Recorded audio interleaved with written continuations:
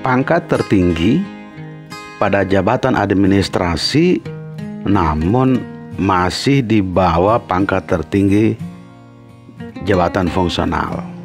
Bagaimana? Apa yang harus dilakukan dan bagaimana cara melakukannya? Kali ini kita akan bahas tentang pangkat tertinggi. Oleh karena itu, sebelum kita lanjut tentang pangkat tertinggi, bagaimana kalau teman-teman membantu kami dengan menekan tombol subscribe dan tombol lonceng agar selalu memperoleh notifikasi apabila ada video-video baru nantinya yang kami rilis. Tombol subscribe merupakan motivasi juga untuk kami agar kami bisa lebih banyak berpikir hal-hal positif apa yang bisa kami sajikan untuk Anda semua. Ini kita langsung saja, ini ada tabel ya. Pejabat administrasi yang melaksanakan penyetaraan jabatan dapat diberikan kenaikan pangkat 1 tingkat lebih tinggi. Yang kedua, kenaikan pangkat dilakukan apabila telah mencapai angka kredit kumulatif kenaikan pangkat sesuai dengan ketentuan peraturan perundang-undangan. Tabel ini adalah tabel jenjang pangkat jabatan struktural sesuai peraturan pemerintah nomor 13 tahun 2002. Jadi tabel ini masih berlaku. Misalnya nih, untuk eselon paling bawah, eselon 5, itu pangkat terendah adalah penata muda golongan ruang 3A, dan pangkat tertinggi adalah penata muda tingkat 1 golongan ruang 3B. Naik sedikit adalah eselon 4B, itu pangkat terendah adalah penata muda tingkat 1 3B, pangkat tertinggi adalah penata 3C. Eselon 4A, itu pangkat terendah adalah penata 3C, pangkat tertinggi adalah penata tingkat 1 3D. Naik lagi eselon 3B, itu pangkat terendah adalah penata tingkat 1 3D, pangkat tertinggi adalah pembina 4A. Sedangkan eselon 3A, pangkat terendah adalah pembina 4A, dan pangkat tertinggi adalah pembina tingkat 1 4C. Nah, ini yang akan kita bahas adalah menyangkut eselon 4B, 4A, 3B, 3A. Ini akan kita lebih spesifik ke eselon 4 dan eselon 3.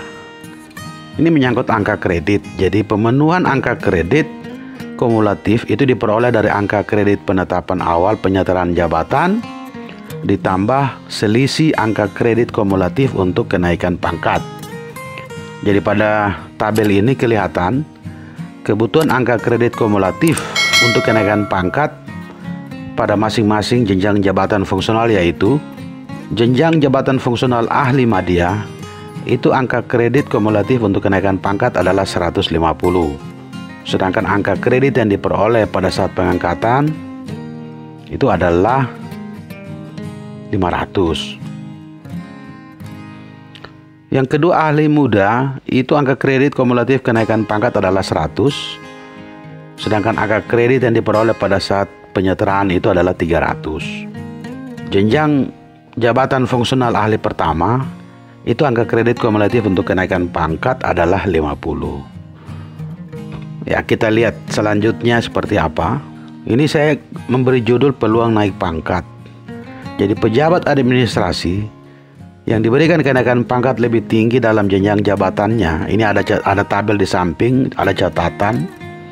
Catatan ini bersumber dari buku pedoman pelaksanaan penyetaraan jabatan administrasi ke jabatan fungsional yang diterbitkan oleh Kementerian Pan-RB.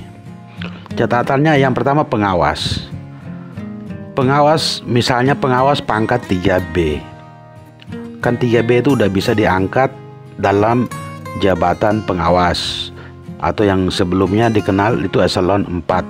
3B itu disetarakan ke jabatan fungsional jenjang ahli muda, karena dia pengawas, setaranya adalah ahli muda, dengan angka kredit yang diperoleh adalah pada jenjang ahli muda. Dengan demikian, jenjang ahli muda yang bersangkutan akan melewati, jadi dia dari 3B itu ke 3C dan 3D.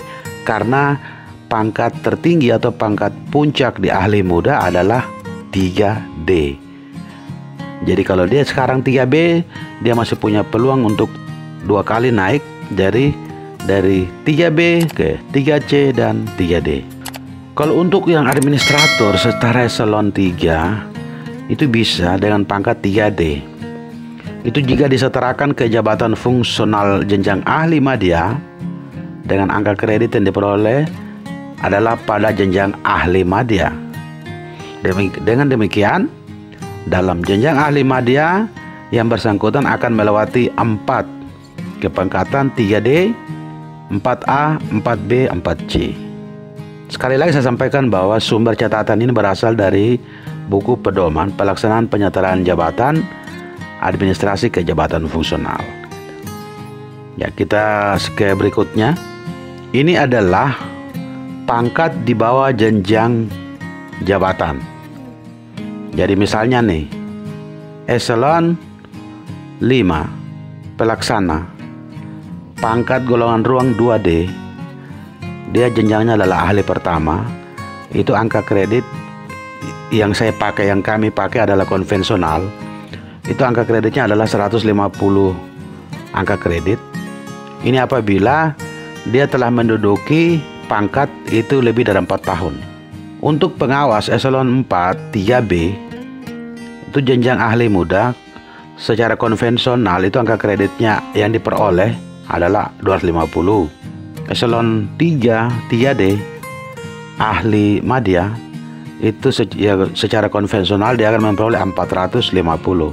Jadi pada saat SK pengangkatan itu akan tertulis ahli madya dengan angka kredit 450, ahli muda dengan angka kredit 250, dan ahli pertama dengan angka kredit 150. Seperti ini nanti kita selanjutnya. Jadi yang bisa naik adalah pejabat administratur eselon 3 yang semula misalnya pangkat golongan ruangnya adalah 3D dengan angka kredit 450 ditambah angka kredit kumulatif untuk kenaikan pangkat adalah 150. Jadi dia harus memperoleh 500 angka kredit untuk kenaikan ke satu tingkat lebih tinggi, yaitu 4A.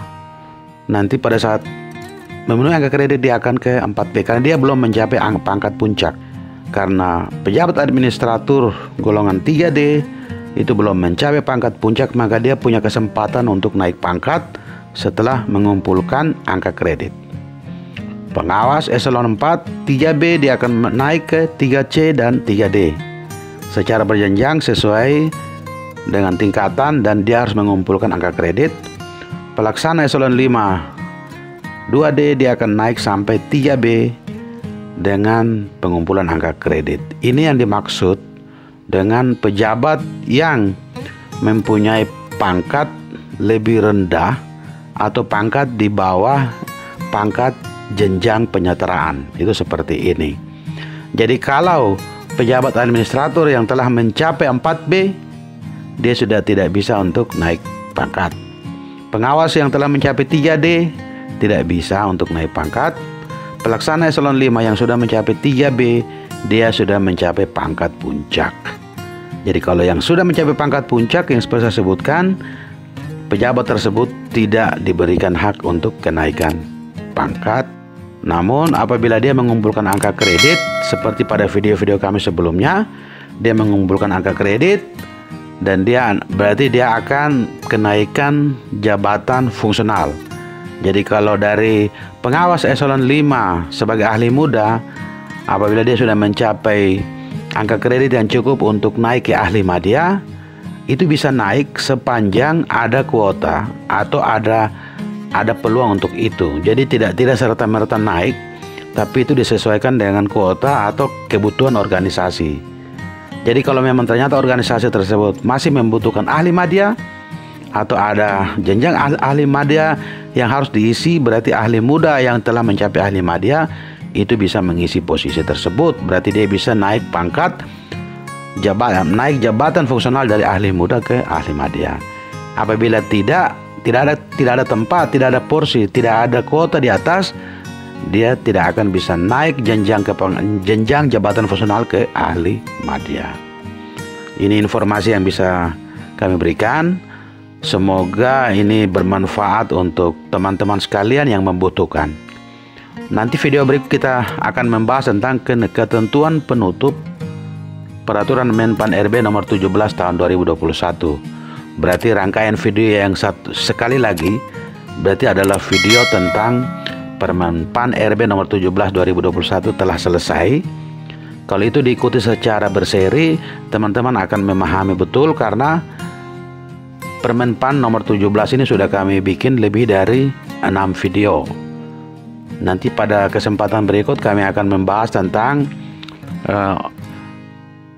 sistem kerja, organisasi dan tata kerja yang baru, SOTK, sistem organisasi tata kerja di kementerian atau lembaga yang telah menyusun SOTK dan telah melakukan pelantikan dan penyetaraan jabatan pejabat administrasinya. Semoga ini bisa bermanfaat untuk Anda.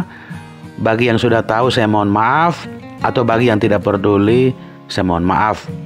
Semoga masih ada yang pengen tahu, silakan melakukan subscribe ke channel kami sekaligus tombol lonceng agar selalu memperoleh notifikasi apabila ada video-video yang kami pastikan mungkin bermanfaat bagi orang-orang yang membutuhkan.